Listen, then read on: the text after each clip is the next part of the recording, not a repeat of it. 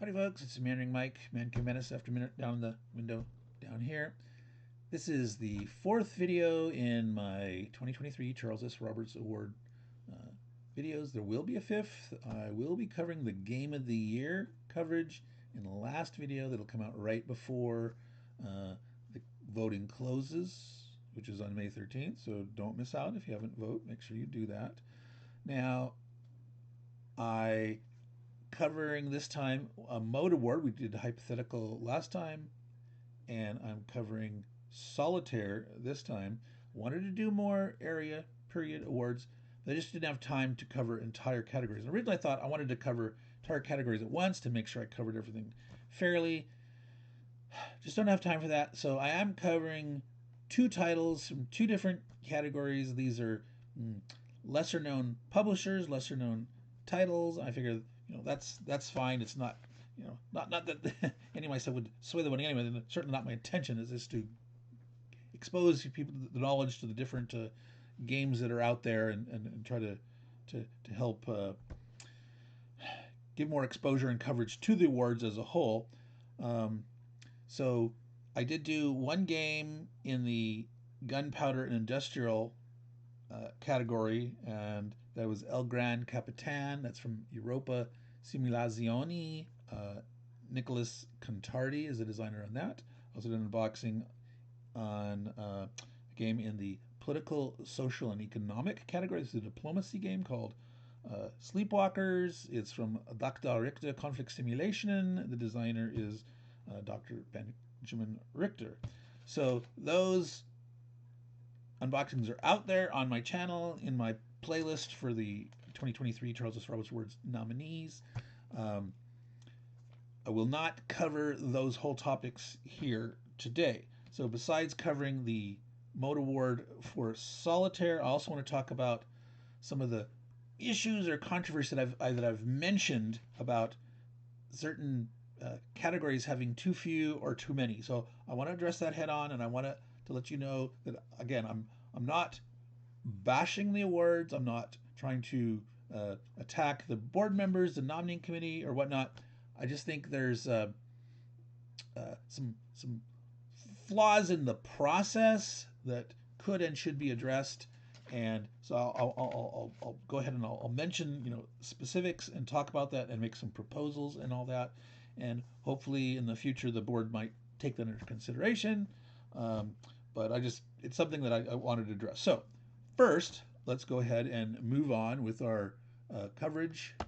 So here's the list of all the game categories in the Mode Awards. There was one magazine award, but so best solitaire and cooperative game.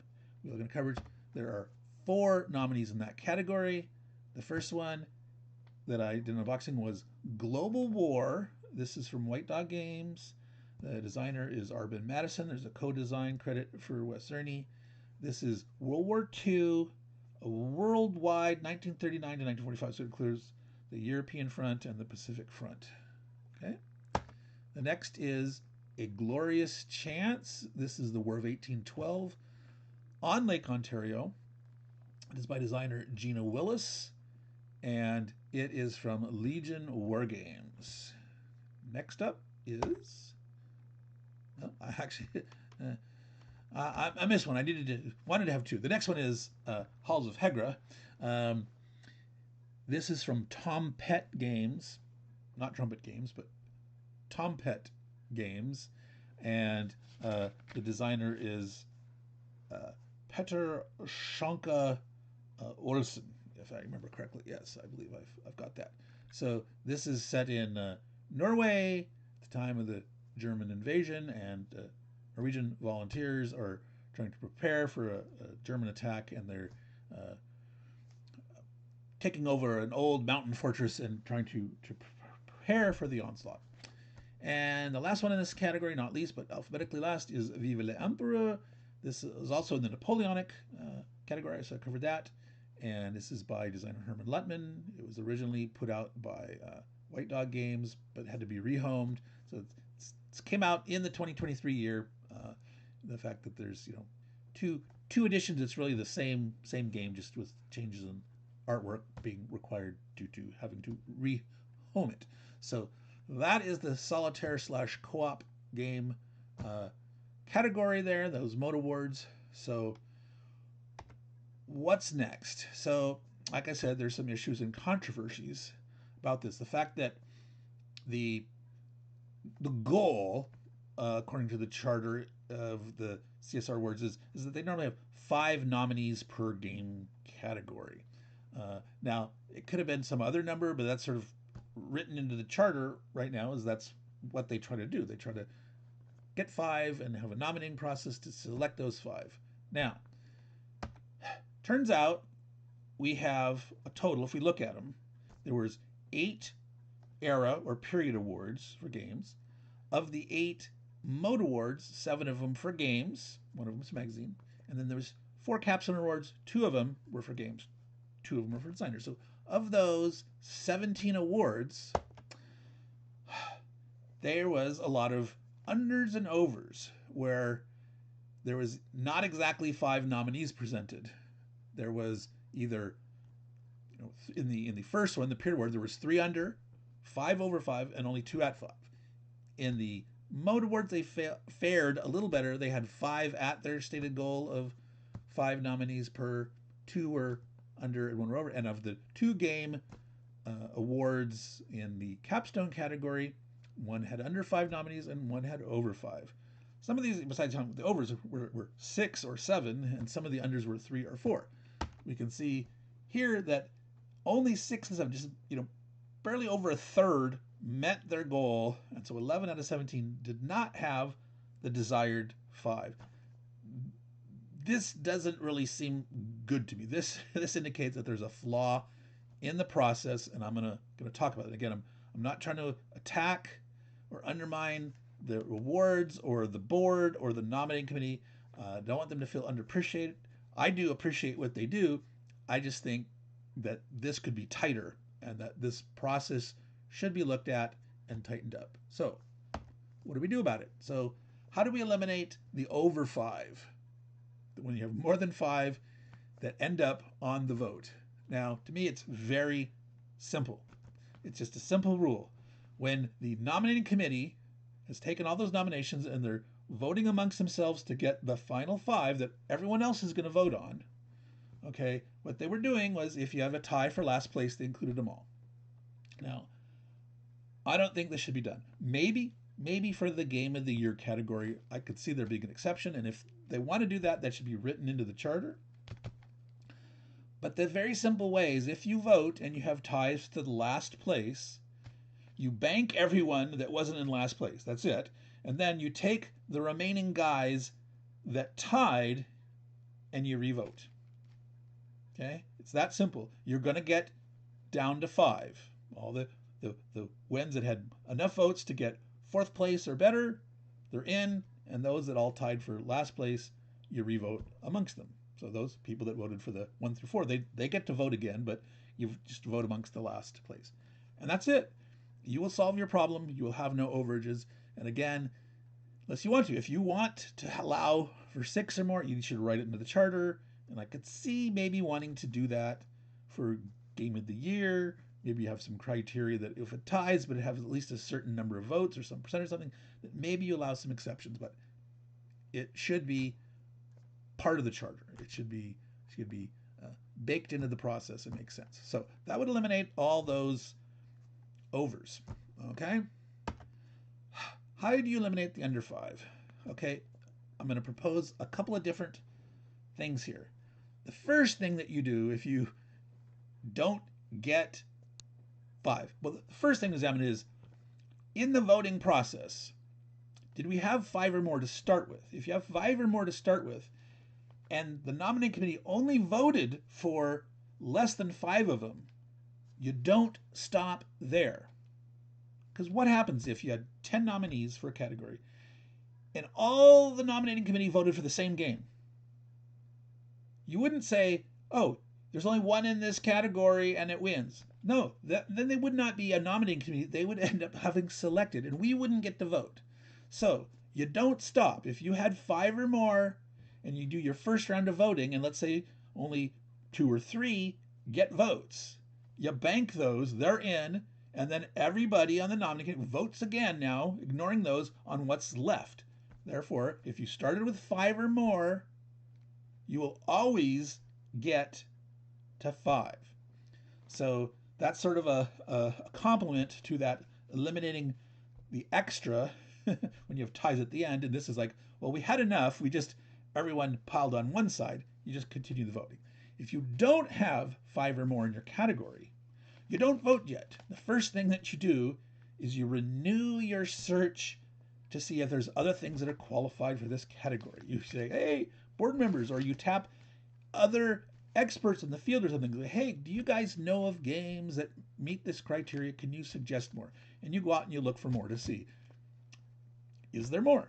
And that would be the first thing that you would do to try to fill out the given category. Now, if that works and you get some more and they meet the criteria, you're good. You proceed as normal. If not, you have to decide, do we need to refine our category? Did we somehow exclude something that maybe we shouldn't have? Was our period too narrow? Because some of those criteria for the era categories, the period awards, they have these endpoints that are somewhat arbitrary. Obviously, World War I is World War I, but do you include back to the early 1930s or not? Maybe we missed a game here or there. Do we want to include the early post-World War II, or does World War I category, do we go up through the Russian Revolution up to a certain point or not? Do we go beforehand to get the Balkan Wars that happened right before? Those are just examples of refining your criteria to maybe, if you're not getting enough, to do that. The other possibility is to combine categories. It's like, wow, we've split these categories out. We've done this stuff.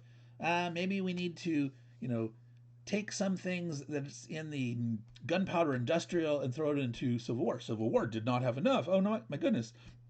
Let's include Crimea War. Let's include Risorgimento. Let's include Franco-Prussian War. Maybe. Those are all just options that you could take from one category you're doing, that it's refining or combining 2 categories completely. Maybe it's like, this year we're not going to split this out from that in this way. Maybe we're going to do, all of gunpowder and include Napoleonics in it or something like that. That's a possibility. Then, finally, you might decide to actually eliminate a category. You might say, we just don't have enough this year, and we're going to eliminate this category. It just doesn't make sense to narrow it down, that as long as it can meet somewhere else, we could actually just say, it's going to be something else, or we're going to remove it as a category. Now, we like a lot of the categories that are out there, and sometimes taking something away, that's going to feel, people are going to feel they don't like that. So that would be a last resort. And then you can always just be okay with it. That, okay, we're going to go ahead, and there really was only this number of games that were done in this title, and we're going to leave it at that. But that should be the last resort. That you only go out there with 3 or 4 in a category. That just seems a little weird, and you can address it through these methods here, and it should be the rarity. It should be the rarity, not the fact that there was so many unders this time. There was like 6 of the 17 categories were understaffed, underfilled. Okay, that just seems too many to me. 1, 2 at most maybe would be okay. All right, so I'm going to talk a little bit more about the specifics of these categories that had underages. Here are the 6 that you can see here on the screen. Now, off the top of my head, solitaire and or co-op games, Herman Ludman's Struggle for Zorn came out in 2023. It's a war game. It's got solo and cooperative mode. It qualifies. It could have been on the list. Should have been on the list. Now, again, this was a problem of, they voted. They had 7 nominees. They voted, and people only voted for 4 of them. They stopped there. They shouldn't have stopped there. They should have then said, okay, those 4, let's vote again on the remainder.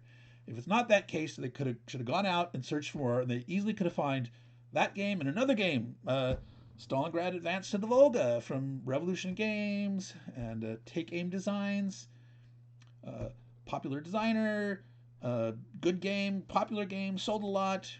Why wasn't that included? Again, if it was on the list of nominees, I mean, maybe there's some reason that it was excluded, but it was a new game, it was a new title, it was in the right year.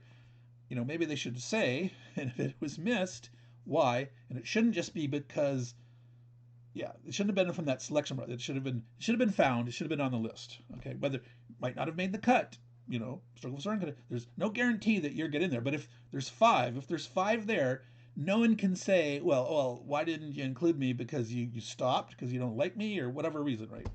Maybe you thought there's too many Stalingrad games, or whatever. I don't know. But do your due diligence to tighten this process, and you eliminate these controversies. Okay, so hypothetical. So I addressed this when I covered this award here, that they did not explicitly state that fantasy and science fiction were included or excluded. If it was included, I'll guarantee you can find more games. The fact that I mentioned Struggle for Zorn, that's a hypothetical. It's a fantasy game. It's hypothetical. It's about this, hypothetical kingdom. Right. So hypothetical, if you include fantasy and science fiction, it should normally be filled. And if you're not gonna include science fiction, you need to say it, and then maybe you got to decide, well, is there not enough in this category, right? Or do we broaden those alternate history hypothetical that are set, in a historical. I'm thinking of like Cold War Gone Hot. Those could have easily been. This category could be eliminated, and Cold War Gone Hot could be put in the modern category as allowing alternate history for a historical period. You could do that. Civil War. Okay, so I can, right off the top of my head, I know of another title that came out in 2023. This was Conquering the Valley, Cross Keys and Port Republic. That's from Tiny Battle Publishing, Quad Wayland designer. It's based on Herman Lettman popular, Civil War system. It meets all the criteria. That should have been there. There was maybe one or two other titles that there's some debate about whether those were new games or reissues, or are they different enough that maybe you could another one, but at least one more that Conquering the Valley should have been in there. Now, I didn't check Ancients, I didn't check Medieval. I'd be surprised if there should definitely, I think there's probably should be enough Ancients. If you searched a little longer, should be able to find one. Medieval, maybe not, but at least like to know why there weren't a full five. What maybe got excluded for different reasons or something. Again, I'm not saying that the board and the nominator didn't do their job, except there's not enough transparency to it. What was nominated or not, and I somewhere along the line made a decision that they didn't want to reveal that voting behind the scenes, or how many overall nominees there were that got narrowed down to or not. But if you don't make the five, to me that's a problem. That I think there should be more transparency on that, or they should have, again, those other suggestions for going back and looking for more, tweaking the category, expanding the range, combining it with something else, whatever. Now, this last one, presentation, I just shake my head at. Every game has a presentation. We are talking about here board games, war games, conflict simulations. They're board games. They all, by definition, have a presentation. How can you not come up with five or more? So maybe it was the case that in their voting, people only voted for four. But again, I said you don't stop there, because that means the nominating committee is selecting and taking away votes from us that we could have. What was the remaining guys that were on the list but they didn't vote for? We can't vote for them. So if you had going in five or more nominees, you never come out with less than five. You should not do that. You shouldn't ever. All right, so that's enough said about that. So this has been a Meandering Mike production as I meander and ramble on of the Charles S. Roberts Awards for 2023. And again, I want to say how much I appreciate. I know it's a lot of hard work. I know the board, the nominating committee, a lot of people spending a lot of time, a lot of effort, and that is appreciated. Some people out there don't. I do. I appreciate it. I think they're doing a good job. They can do a better job. I know they've, over the years, as things have changed and there's been improvements, some of this, though, should have been fixed or corrected or at least tightened up before these came out for this year. They had more time. They had a deadline where you have to, they're by their charter, they're supposed to get this out by a certain time. They had some time. They could have refined this. All the overages could have immediately been eliminated. You just vote again. And the question is, well, yeah, do you allow more for the game of the year? Maybe you do, but if you do, update the charter, take a vote on it. That, okay, we're going to allow, up to 6 or 7 or whatever, if there's ties for game of the year. I don't think it should be done for the rest. And some of these other ones for underages, under 5, absolutely presentation should not have got out the gate. And there's, like I mentioned, some of the other ones that I just off the top of my head, that I know there's other titles that could have been in there. Those should have been caught. And then, if there's just a little bit of that, that's a little more leeway. So I'm going to stop there. And like I said, there's going to be one more video. I am going to cover Game of the Year. Unfortunately, this was one that there was 7, I believe. Yes, 7 titles for Game of the Year, of which I've only unboxed 1. So I'm going to try to, by Sunday, before the end of Sunday, unbox 6 more games and make another presentation like this, talking about, just presenting the Game of the Year items and some closing thoughts on the Charles S. Roberts Awards, etc. So, again, I want to thank you all, your viewers that are watching this. If you're a subscriber, thank you. If you haven't subscribed, please considering it. Like and comment and all that. Let me know what you think. Again, some people don't care about these awards. Some people do. And I do appreciate what they're trying to do, trying to give recognition to these games and designers in the hobby and help people know, what's out there, what's available. And I appreciate, sort of the broader look beyond just a very rigid definition of war games. And I don't think it's too much of a stretch to say it's okay to add, the social, economic, political, diplomacy, conflict simulations, as long as it doesn't totally drown out the war games, because this originally came from the war game space, but there was non-war games over the years that have won this thing. So I think it's totally fine. So let's call it quits here, folks. Meandering Mike. Take care of your games, and they'll take care of you. Ciao.